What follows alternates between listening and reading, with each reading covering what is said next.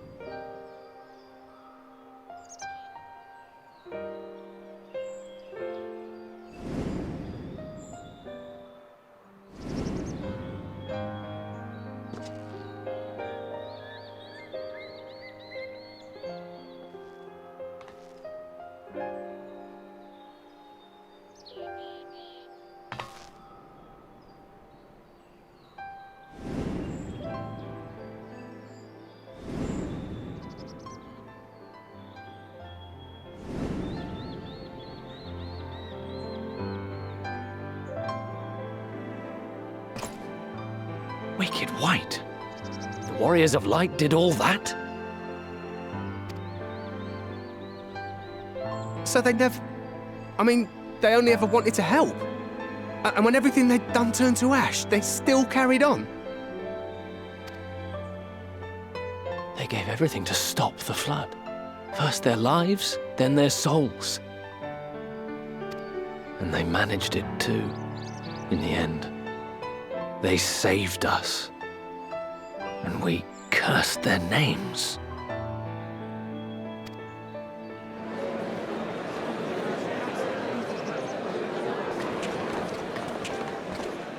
This should go a long way towards clearing the air.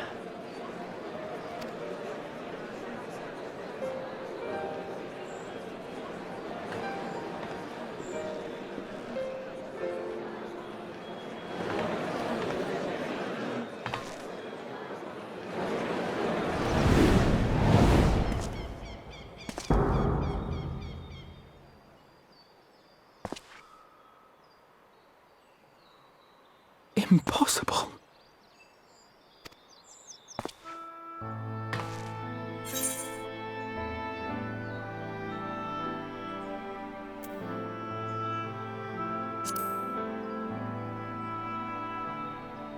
I definitely see something. You don't think it's a ghost, do you? Nay, yonder standeth no bloodless apparition, but a warrior of light and darkness both. Ardbert. What in the world?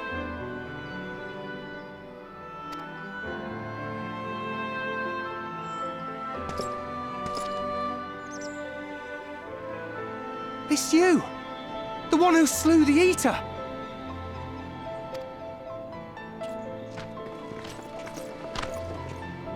That it should be the Warrior of Darkness who brought the truth to light. You've saved me a fair bit of time, though I have a few words of my own to say, if I may.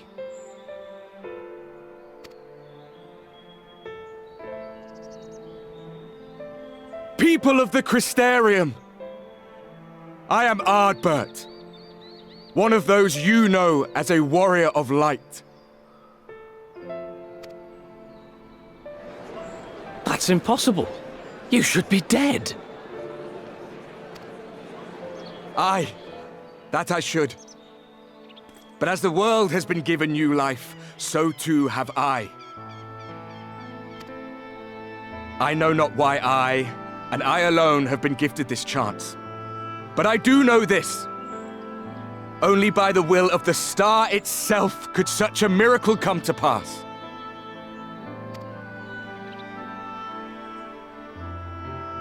The hero who stands before you now, the Warrior of Darkness, is not of this world. And the day will come when she must return to her home.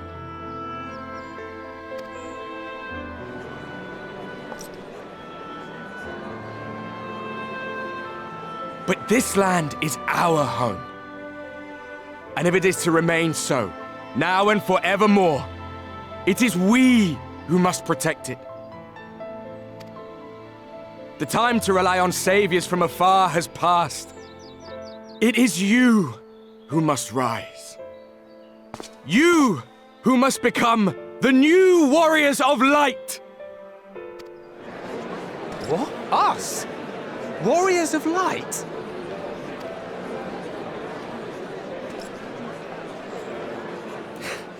None of us were born heroes, my friend. I was only ever a man with a thirst for adventure. But wherever my journeys took me, I was invariably confronted with the same choice. To lend what aid I could to those in need, or not. And I always chose the former. Any one of you could do the same. All you need is the will to help your fellow man, and the resolve to see it through.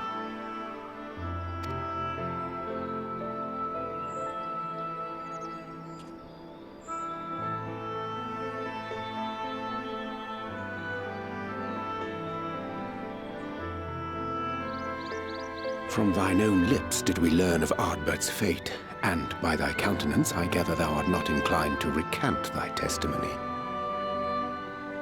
Yet whosoever this man may be, his words hold truth and resonate with the citizenry besides. For us to voice our doubts here and now would serve but to sow disquiet. 'Twere better we retired unto the ocular and there discuss this matter in private. Go. I will stay here and watch.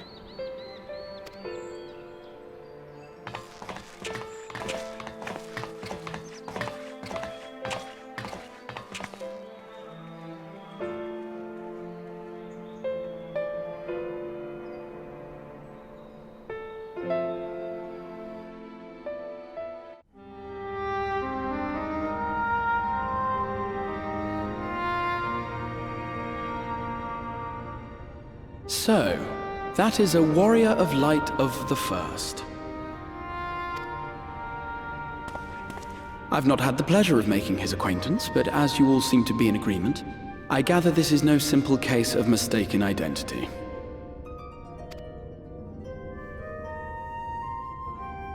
As far as I was able to discern, that was indeed Ardbert. It has been a long time, but not that long. Could he truly have been resurrected as he claims?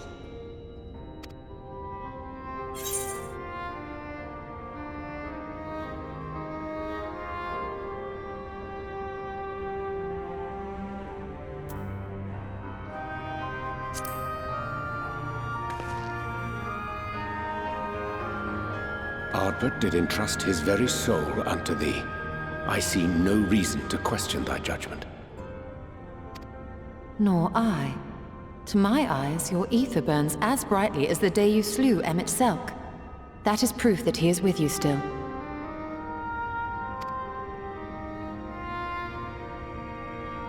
Yet that which standeth now before the people is far more than a passing imitation.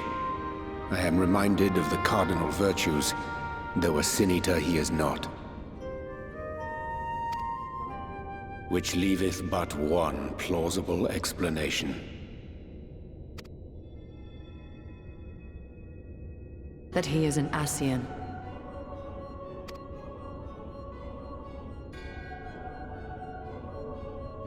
Given their fondness for posthumous possession, I would have to agree. From what I understand, the Warriors of Light were laid to rest in Yulmore by those whom they had aided in life. At the time, some few still remembered them as heroes. Needless to say, 4 of them were subsequently exhumed to serve as the virtues. And if one knew where to look, Ardbert too would not have been difficult to find. Assuming then that this is indeed the work of an Ascian, my mind inevitably turns to the last remaining paragon to survive the Sundering.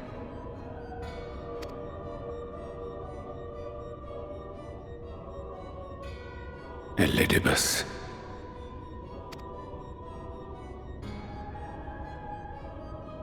that Xenos hath reclaimed his own flesh is known.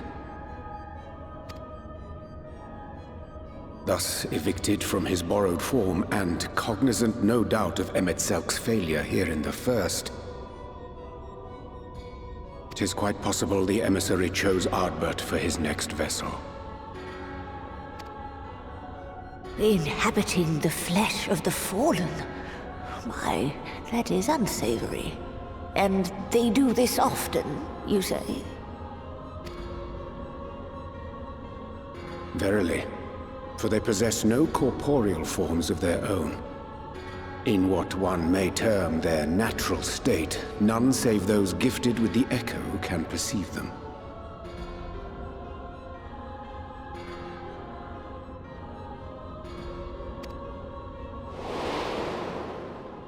Indeed, when Elidibus intruded upon the waking sands, his presence did go unmarked by all save Minfilia and the Warrior of Light.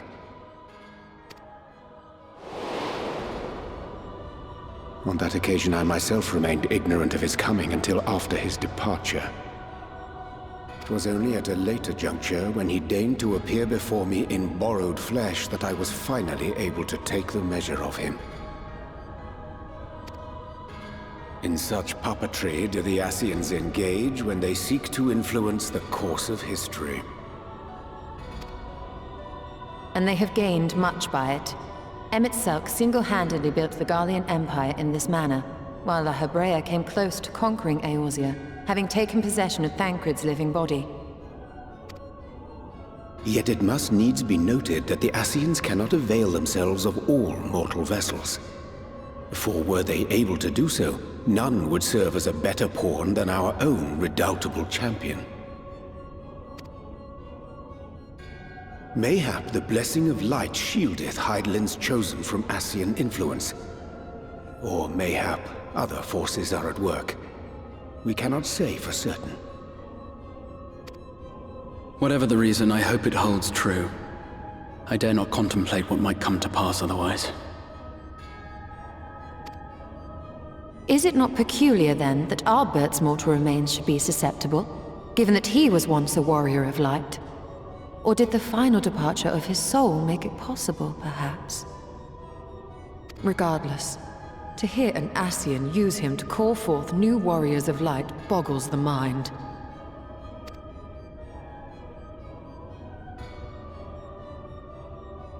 Elidibus hath ever been an enigma, his ostensible purpose being to preserve the balance between light and dark. When he made overtures towards me, however, I was afforded a glimpse behind the mask of the self-appointed emissary. I shall not defend mine actions, undertaken in pursuit of a better understanding of our foe, as either wise or prudent. Nevertheless, what little I did glean may now prove useful. Elidibus possesseth a subtle mind, practiced in the art of manipulation. That he coaxed this star's most valiant heroes as far as the source with naught save half-truths is no trifling feat. And now I believe he doth employ his skills once more to some as yet unknown end. Though naught is certain, should my suspicions prove true, we shall have need of all our wits if we are to uncover and thereafter thwart his plot. Agreed. 'Tis plain that simply speaking out against him will not avail us. At best, it would only serve to confuse the people. And I would hesitate to do anything which might tarnish Ardbert's reputation once more, nor yours by association.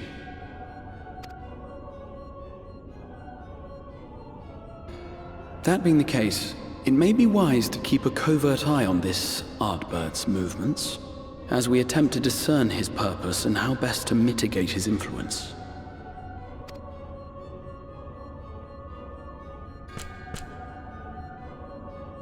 His performance appears to have concluded. What now? Go back out and follow him?